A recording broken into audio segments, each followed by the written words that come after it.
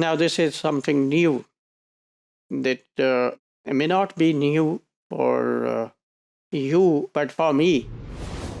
You may have listened to rappers or hip hop singers or rap singers, rap music. These people use sexualized words for women, which are very insulting.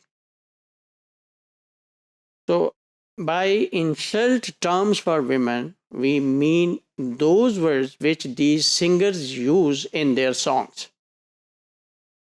These words instigate violence against women. Why? It is natural because these singers, they are not just singers, they are street gangs. And they are part of gun culture.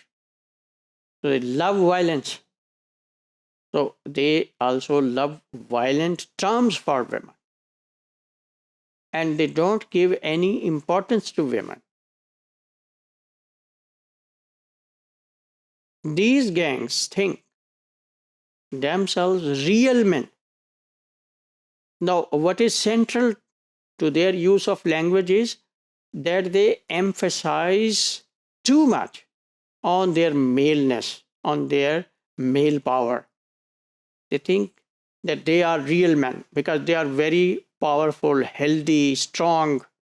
They have muscular bodies.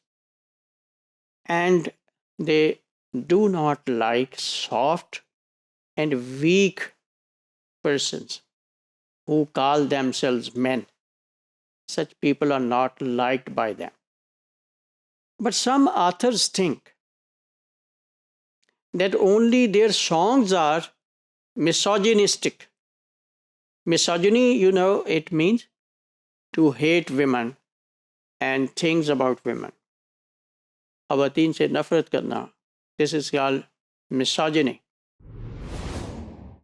They say that in their songs, they look misogynistic. And the source of this misogyny, this hatred towards women, according to some authors, they may be defending these singers. According to them, because they are African American singers, so it is part of their culture. So culturally, they have inherited this type of attitude towards women. In reality, they present them very positive people. They say that these hip hops and rappers, they are very nice people with women. When you see their behavior in their offices, organizations, and markets, they are very nice and decent people. But it is not confined to women. This use of insulting terms by these singers, this is not confined only to women. They also use insulting terms for queers, for transgenders. And transgenders have raised voice against their attitude.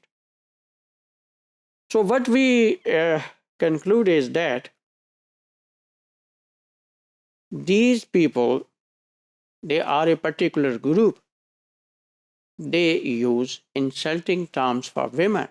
And feminists say that this area of language use also needs reform. This is also part of their reform.